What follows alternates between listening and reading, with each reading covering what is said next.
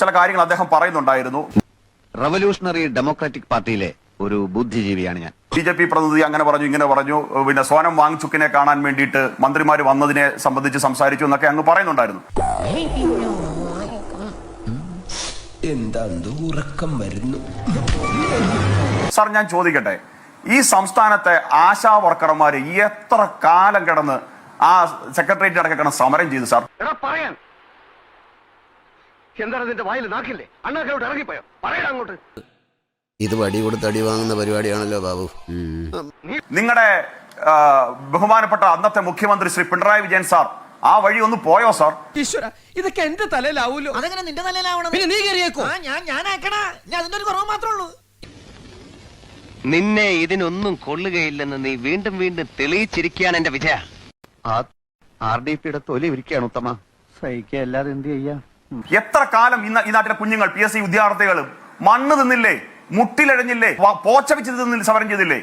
നന്ദൻ, അത് ആര് നോക്കുന്നു?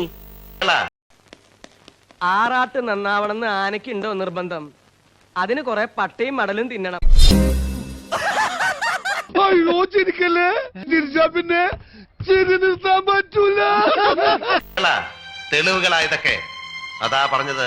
ഈ രാഷ്ട്രീയ കുപ്പായം തനിക്ക് ചേരില്ല എന്ന് തന്നെ കാണാമെന്ന് എന്നെ വേണമെന്നല്ല. എന്തേ ഒരു ചർച്ചയ്ക്ക് പോലും തയ്യാറാകാതെ കടക്ക് പുറത്ത് പറയും നിങ്ങളുടെ മുഖ്യമന്ത്രി മുന്നോട്ട് പോയി?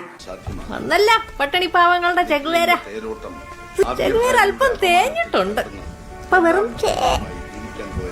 പിന്നെ വിദേശ രാജ്യങ്ങളിൽ IIT ആരംഭിച്ചതിനെ വലിയ മഹത്തായിട്ട് BJP പ്രതിനിധി പറഞ്ഞു എന്നാണ് അങ്ങയുടെ ആരോപണം. അതുകൊണ്ട് ഇപ്പൊ എന്താ? അല്ല, ഒന്നുമില്ല. നോക്കൂ, മഹത്തായ കാര്യം തന്നെയാണ്. ഇവിടുത്തെ സർവകലാശാലയിൽ, ഇവിടുത്തെ ക്യാമ്പസിൽ പഠിക്കാൻ കുട്ടികളില്ല സാർ. ഇനി ഫേസ്ബുക്കിലൂടെ രാഷ്ട്രീയം മതി, അതാണ് സേഫ് മോനെ. എന്നെ വെറുതെ വിട്ടക്കൊന്ന് കിടന്നോട്ടെ. ഇവിടുത്തെ ക്യാമ്പസുകളിൽ പഠിക്കാൻ കുട്ടികളില്ല. പിള്ളേരെല്ലാം വിദേശത്തോട്ട് പോവാണ്. ഡിഗ്രിയുടെ സീറ്റ് മൊത്തം ഒഴിഞ്ഞു കിടക്കുകയാണ്. മനസ്സിലായില്ലേ? സമരം ചെയ്ത് നിങ്ങൾ ഒന്നും നേടിയിട്ടില്ല സാർ. ഇവനെ കൊണ്ട് എന്നെ തെറി വിളിപ്പിച്ചാൽ അതിന്റെ പ്രത്യാഘാതം ഭയങ്കരമായിരിക്കും. നേരത്തരോ കുറെ കാലമായി കസേര കൊണ്ട് ഞാൻ ഈ തോന്നിയാസം കാണാൻ തുടങ്ങിയിട്ട് ഒരു കമ്പയിൽ ഒരു കൊടിയും കുത്തി ഇറങ്ങും മുദ്രാവാക്യമായിട്ട്. അതിനാരാ തനിക്കല്ല ലൈസൻസ് തന്നത്? ഒരാൾക്കെങ്കിലും ജോലി കൊടുപ്പിക്കാൻ തന്നെ കൊണ്ട് സാധിക്കുമോ?